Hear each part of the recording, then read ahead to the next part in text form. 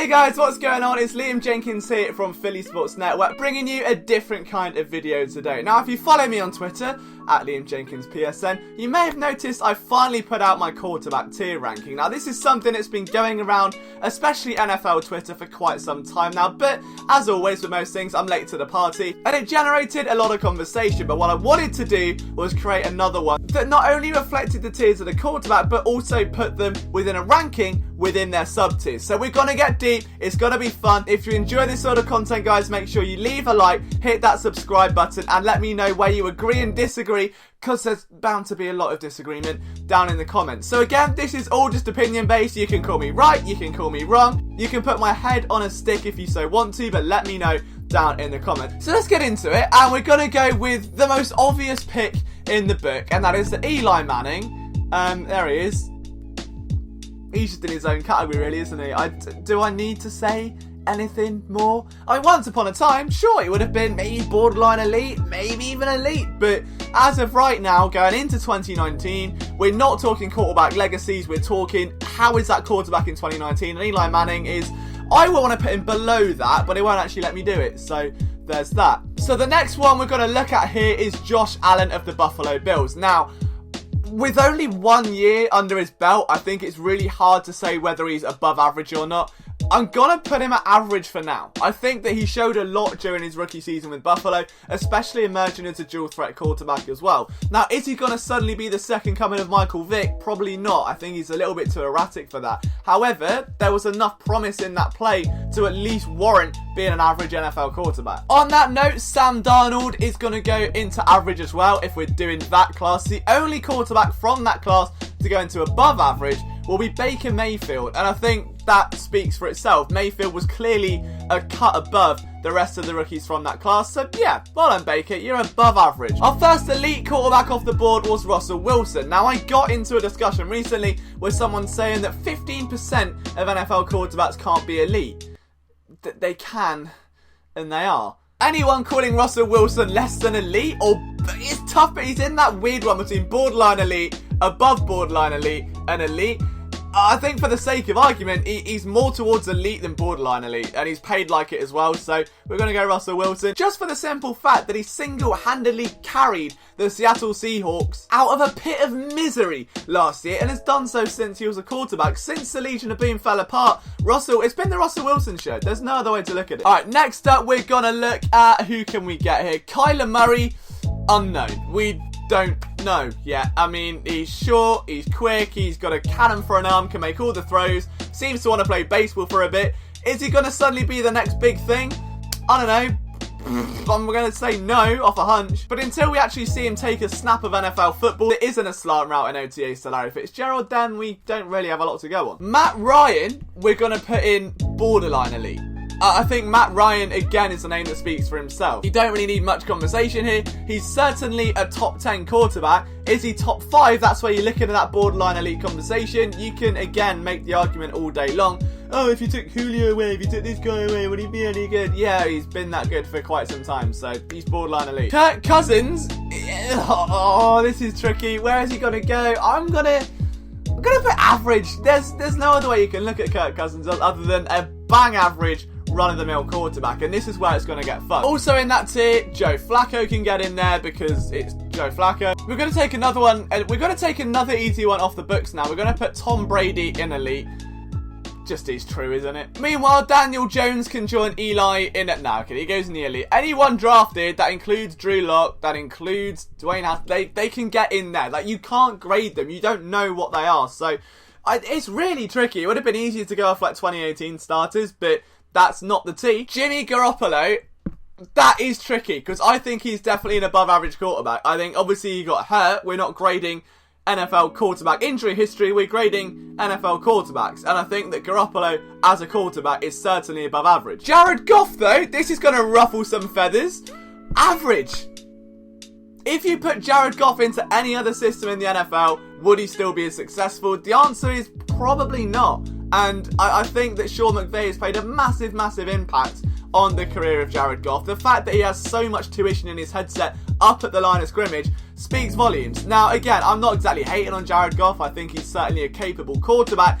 Is he an above average, a top 10 quarterback? If you're going to say average at 15, above average, I'm saying you're looking at, I reckon, anywhere between about 7 and 15. Now, this pick may cause a little bit of discussion as well. Phillip Rivers, borderline elite. He has been for quite some time. Phillip Rivers always seems to put up the most dazzling statistical numbers and somehow never get anywhere because the rest of the team falls apart. It blows my mind. Like, Phillip Rivers as a fantasy player, you just can't get much better or consistent than the LA Chargers quarterback. So Phillip Rivers for me. Rivers has proven it year after year after year through system after system. So yeah, Phillip Rivers, borderline elite, easily a top 10 quarterback in this league. Nick Foles, he's literally there between above average and average. I don't know. That's so hard because in Philadelphia, he'd be above average. If he was still in Philadelphia as an Eagles backup, he's above average. The minute he leaves that system, it's been told by a couple people around the league, which is why there was no tag and trade, which was so prolifically publicised. The belief is that Nick Foles outside of Philadelphia isn't going to be anywhere near as efficient or as special as he was. So for that, if you look at, I'm not going to take the Jeff Fisher example as gospel, but he's certainly more towards average. Now I hope I don't get crucified for that. But if you're going to put Nick Foles in the same tier as Baker Mayfield, Jimmy Garoppolo and several other quarterbacks, nah. Aaron Rodgers, elite. Andy Dalton, that's hard. He's average. Andy Dalton's an average quarterback. He's not a top 10 guy by any means. Derek Carr is in the same boat. It'll be interesting to see how he performs now in this new look offense after the Raiders just blew themselves apart in the offseason. And ever since that miraculous run was hurt by a broken leg, he just hasn't been the same quarterback. So whether that's a case of coaching, whether it's scheme, whether we're going to see improvement in year 2 under Gruden, it remains to be seen. But as of right now, Carr is an average quarterback. Dak Prescott, average. I'm going to put some respect on his name. He's the ultimate game manager quarterback. He takes what the defense gives him. Now, he doesn't unleash deep balls at the consistency of a Carson Wentz or someone like that, but he certainly gives enough bang for your buck to be an average quarterback. He's verging on being above average, but I find he's a little bit too sporadic on those deep balls to trust him with 2 minutes left in a game to go out and win it for you. Andrew Luck is elite. I said this last year when he was coming off injury and everyone flooded my Twitter like, oh, Liam, Andrew Luck was injured. Oh, he'll never be a top. He is a top 5 quarterback. Andrew Luck is an elite quarterback. I don't know how many times I have to say it, what evidence I've got to give. The guy is a machine. I won't be told otherwise. He's an elite quarterback. Marcus Mariota, if it wasn't for all the injuries, this would be so much easier. I'm going to put him at average for now. I think if Dak Prescott goes average, Mariota has to be. He had one incredible year in 2016. Since then, hasn't been the same. He had nerve issues last year. I know this isn't an injury history level quarterback ranking, but he certainly hasn't been consistent enough to stay on the field and prove he can be, that's why he hasn't been offered a new extension yet, and yet Carson Wentz has, despite being drafted much later. Drew Brees is elite. I don't think that needs any explanation whatsoever. Those are the 5. Ben Roethlisberger, do you put him in below average? Because he did regress a lot last year. I'm going to put him in average for now. I think, yeah, that kind of has to be the case. Matt Stafford is an above average quarterback. I think last year when he battled a broken back, says all you need to know about why that may be one of his worst statistical years in history, but Matt Stafford has been a predominantly above average quarterback for quite some time. Can he get the Lions over the hump? That's a very different debate, but I think he's certainly a top 15 quarterback. Patrick Mahomes, borderline elite. Now, I know that's going to cause some discussion. I genuinely feel as though, give him another year. You see how the league catches up to sophomore quarterbacks. Dak Prescott's rookie year, insane. Second year, that happened. You're going to see the same sort of thing with Baker Mayfield. Patrick Mahomes had an incredible first season. Can he maintain that level of excellence? I think that's unreasonable to expect. He's certainly a franchise quarterback. He's certainly the future of the Kansas City Chiefs. Is he in the same boat as Rodgers, Luck, Breeze, Brady and Wilson? Not yet. Not for me. I need to see more. And on that note, you've all been waiting for it. Where does Carson Wentz go? Borderline elite.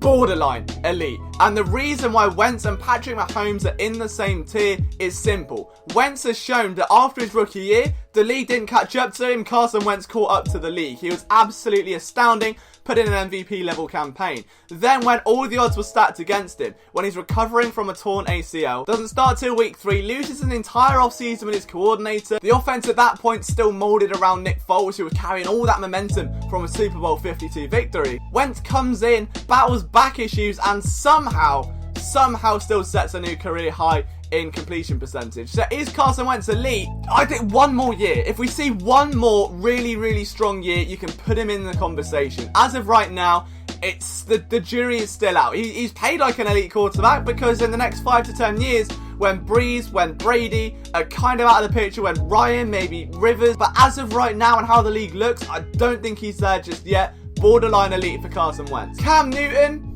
above average. We're going to go above average for Cam Newton. He can win you games. He's strong. Little bit diva-y. Little bit annoying sometimes. But when he's on, he's on. He's very hard to slow down. Ryan Fitzpatrick. Yeah, he's not a top 15 starter. What am I on about?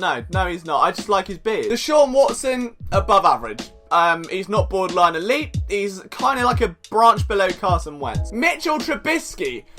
Oh, do you know what? I'm such an anti-Trubisky guy as well. This could be very interesting. You know what? No, we kind of have to go average. If Josh Allen and Sam Darnold are average, Mitch Trubisky kind of has to be. We've got to treat it fairly. I'm not a big Trubisky guy. I really think under pressure, he's just not the same quarterback. And I said that before the Eagles and Bears game. I said if the Eagles can get to Trubisky, if they can force him to have to hold onto the ball, to look downfield and not take those easy checkdowns and rely on Tariq Cohen and Jordan Howard, he's gonna struggle, and he did. Down to our last few guys. So Lamar Jackson, average, because you just don't know what you've got there just yet. Alex Smith, it's so, Alex, you don't know what you're going to get on Alex Smith. Like, you really don't know what you're going to get anymore. He's an average starter when he was in Kansas City. Before he got injured in Washington, it was the same. Ryan Tannehill, sorry Ryan. Well, I don't know why he's there, because it's not Miami. Have got this guy who is an unknown. I'm putting Josh Rosen in the unknown because after his rookie year in that Cardinals offense where so much went against him and his offensive line was like a turnstile, you can write it off. He was traded. He's put in a completely different scenario. Kyler Murray's the guy in Arizona. Like, you feel bad for the guy. He's a first round pick. You've not seen anywhere near enough to be like, right, he's a bust. Also nowhere near enough to say that's a secure pick. So this will be interesting to see how he fares in Miami. But as of right now, it's a wild unknown. A massive wild unknown. Jameis Winston is below average. His 2018 was so topsy-turvy, it made my love life seem stable. Then you've got the off-field stuff as well. Like, again, similar to Mariota, he's had flashes of brilliance. And despite the fact the Tampa Bay offense was literally the most efficient passing offense in the league last year, Jameis Winston was nowhere to be seen. Absolutely unreliable. So below average for me. And then Case Keenum. And Case Keenum is a below average quarterback. But now what I've done, if you look at the picture now, is I've actually reordered this quarterbacks 1 down to 32. So this is going to be fun. This is how, based on this tiering system, I would rank the quarterbacks currently in the NFL. And bizarrely, I don't think I'm that far off in my estimation into where many people rank them. Tom Brady number 1 speaks for itself. You've got Aaron Rodgers 2nd, Russell Wilson 3rd, Andrew Luck 4th, Drew Brees 5th. There's little debate there. The only ones I've maybe switched around are Breeze a little bit higher and Luck a little bit higher. But given the current contract situation, this isn't a long... It's not saying... This isn't which quarterback you build in a franchise around. This is which quarterback in 2019 is at the top of the pecking order. I think Breeze is still in that conversation. A little bit below Andrew Luck though. Then Patrick Mahomes at this point has to be above Carson Wentz. Phillip Rivers is still proven to be far more durable, reliable and consistent. He's got that resume behind him. But that puts Carson Wentz 8th in this list, which is a top 10 quarterback and he's paid like it. Matt Ryan just behind him. Baker Mayfield and Jimmy G headline the next tier with Stafford, Watson and Newton. The only thing maybe subject to change there is Cam Newton going higher. Maybe Jimmy G going back down behind Deshaun Watson. But when Jimmy G is on, the guy's a machine. Yes, I'm taking Dak over Jared Goff. Dak barely inside that top 15. Then you're going to have Nick Foles just behind them. Sort of the best of the vets, so to speak. Ben Roethlisberger is just dropping off a Peyton Manning level cliff. Mariota, Dalton, Cousins, Trubisky. Those 4 can be rearranged wherever, essentially. It's the same sort of thing. Derek Carr just ahead of Josh Allen and Sam Darnold. Joe Flacco behind them with Alex Smith, and Lamar Jackson just underneath, because you feel like going into this year, after the Ravens offense changed so massively in the heart of last season and caught everyone off guard, I don't think Lamar Jackson will be as productive as he was. Now, am I subject to be wrong? Absolutely. I really hope I am, because I love his play. Only time will tell. Then you've got Kyler Murray, that doesn't need explaining, they're unknowns. And then finally, the very last quarterback in the league is Eli Manning. Just before him is Tannehill, Case Keenum, Jameis Winston, Ryan Fitzpatrick. But let me know what you think, guys, down in the comments below. Where was I right? Where was I wrong? Who would you move around on this list? Please don't crucify me too much, but if you enjoy this sort of content, leave a like, hit subscribe. You can follow my Twitter at LiamJenkinsPSN. I'll see you soon.